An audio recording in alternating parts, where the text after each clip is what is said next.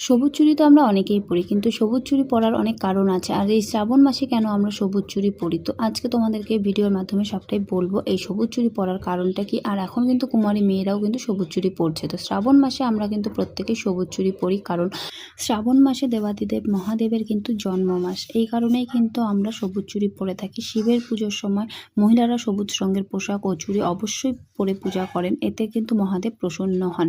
সবুজ চুড়ি পরলে নাকি ভাগ্য আলোকিত হয়। মহাদেবের প্রাকৃতিক সারল্য সবচেয়ে বেশি পছন্দ করেন, আর প্রাকৃতিক রং কিন্তু সবুজ, তাই কিন্তু আমরা সবুজ চুড়ি পরে থাকি। সবুজকে কিন্তু সুখ ও সমৃদ্ধির প্রতীক বলা হয়, তাই মহাদেবকে আমরা কিন্তু সন্তুষ্ট করার জন্য সবুজ রং পরিধান করে তারপর কিন্তু মহাদেবের পুজো দিই। আর তাই কিন্তু মহাদেবকে প্রসন্ন করার জন্য আমরা সবুজ রং পরিধান করে থাকি, সবুজ চুড়ি পরি। আর আমরা কিন্তু মেয়েরা প্রত্যেকেই স্বামীদের কিন্তু মহাদেবের রূপ হিসেবে মানি, তাই কিন্তু আমরা স্বামীর হাতে কিন্তু এই শ্রাবণ মাস আসলে সবুজ চুড়ি পরে নিই।